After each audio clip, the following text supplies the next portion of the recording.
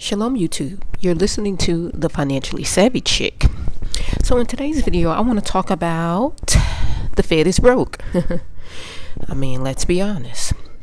In the past week, DoubleLine CEO and founder Jeffrey Gundlach has had a lot to say as the U.S. banking system collapsed and bailout enjoins Europe's banking crisis, leaving central banks' inflation-fighting plans in question. There is no such thing as inflation-fighting plans, okay? It's BS. Inflation is here to stay because you need to pay for this war that's about to embark, that we are about to embark on, rather. The ECB was clear, hiking 50 base points in FTW, but what will the Fed do? The market has dovishly adjusted to the banking crisis overhang, and with the new bond kings suggest that Powell hikes will continue to keep up its inflation-fighting efforts due to credibility concerns. You have no credibility, okay? They have no credibility. None of these so-called leaders. This is really throwing a wrench in Powell's game plan, Gundlach said.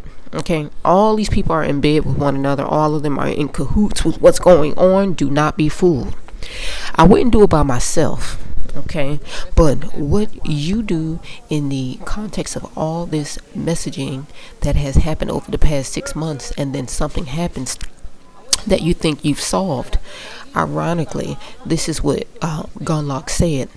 Now, I'm gonna say this: the Fed is doing this with one hand at the same time as enabling inflationary policy with the BTFP on the other.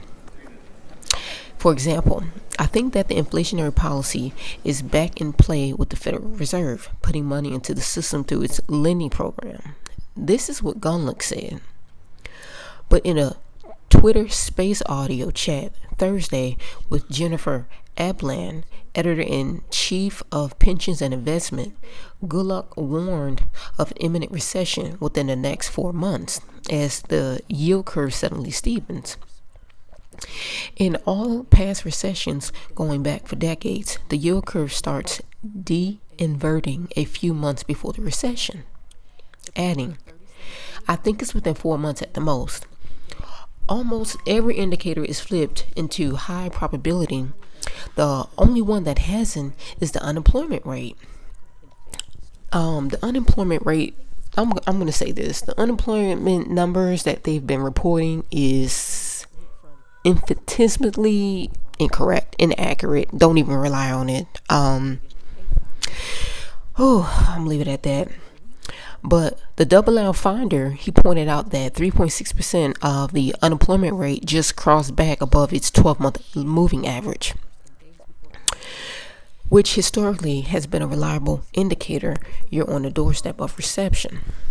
Gundlach called Silicon Valley Bank's failure a rate policy collision with stupid accounting rules for banks, but he warned that the Fed's reaction as inflationary and antithetical to their inflation-fighting stance.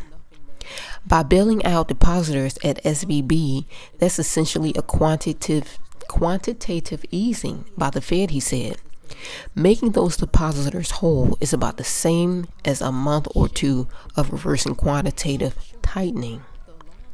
The stock market is currently in a bear market, and he would sell into any rallies. Now, there is worry that the bond king, the most may surprise some, spreading geopolitical conflicts. And I think expanding wars worries a lot of people right now. But Gundlach was clear about the biggest financial risk, and that is that the Fed is broke. The Fed's balance sheet is negative 1.1 trillion. I think it's greater than that, you guys, but this article is just putting what they report out there, but I believe it's greater than that. There's nothing they can do to fight the problems anymore except for printing money. They have nothing left. The Fed used to send money to the Treasury. Now the Treasury sends money to the Fed. Let that sink in, guys. We're at this point in time where we don't know if there's any road left to kick the can on our mismanagement of finances and monetary policy. If the government spending continues, he predicts, the dollar will collapse under the weight of the deficit. I think gold is a good long-term hold, as well as silver, gold, and other real assets with true value, such as land, silver, and collectibles, commodities, and so forth. This is the time, you guys, to get out of debt. I'm asking if you guys could help the channel out and hit the like button. That helps the channel, that helps the YouTube algorithms get the video up and more people to see it. I hope you visit our website, thefinanciallysavvychick.com. Check out our blog section.